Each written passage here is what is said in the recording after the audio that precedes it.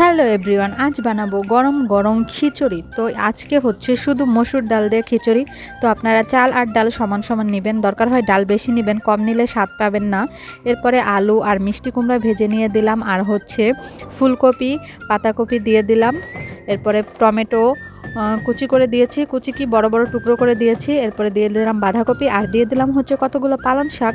আর আমি চাল ডাল সিদ্ধ করার সময় স্বাদ মতো লবণ দিয়ে দিয়েছিলাম, আপনারা স্বাদ অনুযায়ী লবণ দিয়ে দেবেন। আর যে তেলে আমি আলু মিষ্টি কুমড়া ভেজেছি ওই তেলে আমি প্রথমে তেজপাতা, শুকনো মরিচ, এরপরে হচ্ছে পাঁচফোড়ন, রসুন, আদা দিয়ে ফোড়ন দিয়ে দিলাম। আপনারা রসুনটা অবশ্যই দিবেন, রসুন দিলে স্বাদটা অনেক ভালো লাগে। আর পালং শাক দেওয়ার কারণে কি যে স্বাদ হয়েছে কি বলবো ভাই, অনেক ভালো লাগছে। আর দিয়ে দিলাম হচ্ছে ভাজা মশলা। তো আমার খিচুড়ি রেডি। এখানে আমি প্রথমে একটু নিয়ে বুড়িকে খাওয়ানোর ট্রাই করতেছিলাম, বাট ও খায়নি, পরে আমি খেয়ে নিয়েছি।